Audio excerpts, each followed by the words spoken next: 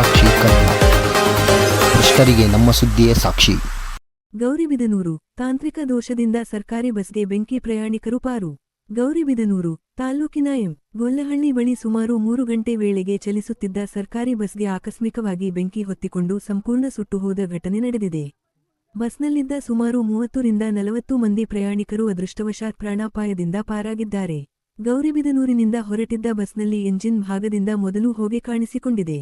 ಇದನ್ನು ಗಮನಿಸಿದ ಪ್ರಯಾಣಿಕರು ಸಮಯ ಪ್ರಜ್ಞೆ ಮೆರೆದು ತಕ್ಷಣ ಬಸ್ನಿಂದ ಕೆಳಗಿಳಿದಿದ್ದಾರೆ. ಕೆಲವೇ ಕ್ಷಣಗಳಲ್ಲಿ ಬೆಂಕಿ ಬಸ್ನ ಇತರ ಭಾಗಗಳಿಗೂ ವ್ಯಾಪಿಸಿದ್ದು, ಬಸ್ ಸಂಪೂರ್ಣವಾಗಿ ಹೊತ್ತಿ ಉರಿದಿದೆ.